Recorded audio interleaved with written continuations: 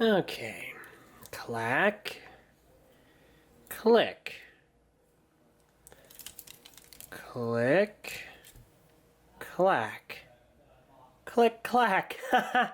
That's really funny, Lego. Really, it is. It's really funny!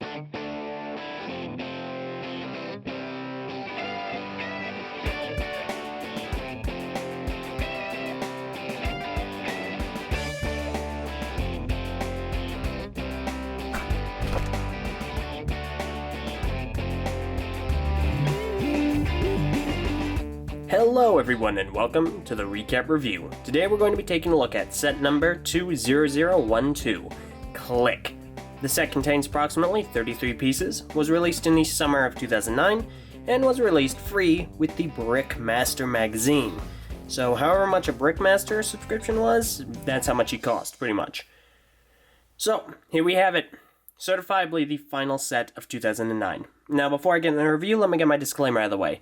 Just because there are pros and cons in this video doesn't necessarily mean they're my personal opinion. I do my best to make these videos as objective as possible, and as such, any and all comments should be taken either as community opinions or as objective facts about the set I can represent here on camera. So please, unless I explicitly say so, do not assume anything. Here's my personal opinion. Okay? Awesome. Let's get into the video. Alright, here we have it. It's Click. That's right. The helpful old Scarebax Beetle from Bar Magna. Now, Click is very interesting because he was released along the same lines as Clack from the prior year. And yes. Click, clack, clack, click. Yes, we get it. Okay, it's funny, Lego. It's really funny. So, let's go ahead and look over any new pieces. No new pieces. Excellent. Let's look over new recolors. No new recolors. Excellent. Alright, let's continue on with the set. So, functionality-wise, he only has articulation. Because he's not a standard set, his build is, rather unique. We do have only 1 point of articulation, technically 2 if you count this pivot, in the legs, and he has 4 legs, 1 in the arms, and 1 in the head. So there is that. Construction-wise, he's really simple. Really small, simple build. You, obviously, enough since there are no recolors, no parts, you can make him out of parts that you already have, and that way he's easy to get a hold of. Or you can just bricklink him or stuff like that. So, relatively small, easy set.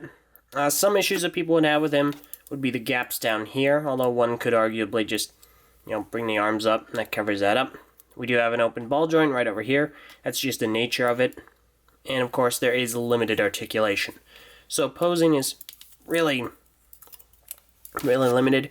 But, you can get him into some really creative poses. Kind of like that. Of course, we do have our standard fare of issues, that being the red axles, and his color scheme is not all that exciting. The gray, black, the silver, and then 1 blue piece. Now, blue piece is supposed to represent his shell, because in in the Legend Reborn, he is kind of a purple-blue kind of color, and in the comics, he's the same way. So as an adaptation, he actually is rather faithful. He does look somewhat similar to the Scarebax Beetle in the film, and in the comics. One possible issue might be that his head is a bit too up there. It's a bit too high up, but there is that. Now, story-wise, Scarebax Beetle, this one is specifically named Click, and he approached Matt Newey after he transformed, he got his new body, and Matt Newey was like, fascinating, you're not afraid, and, held him on his hand. And by the way, size-wise, he's a little bit bigger than in movie portrayals, but then again, all the Glatorian and the Toe are like 7 feet tall. So he's really fun to kind of have sit on your hand or on your shoulder, especially if you dress up as Matt Newey. So that's kind of neat. People like him for that. But anyhow, so comes up Matt Newey, likes the mask, taps the mask, and becomes Scareback Shield or Scarab Shield, whichever one. And then he kind of intermittently transforms from the shield into Click and so on and so forth. And so he's a huge asset, especially in the final battle. He's instrumental in throwing the final confrontation in favor of the Glatorian. So there is that. All in all, there's not a whole lot to say about Click. He's got some small issues like the open axles, open ball joints, the red axles and whatnot. His color scheme's kind of boring to many people, but he's quaint. Many would argue that he's better than the Clack, and he has a simple construction. He's easy to get a hold of. He doesn't have any exclusive parts or recolors, so you can, build him out of spare pieces, and he does what he needs to do to represent the movie and the comic Click, And that is that. He's just a fun, quaint little set. There's really not much more to say about Click. So there you go. What do you guys think? Do you like Click? Do you like other Bar Magna creatures?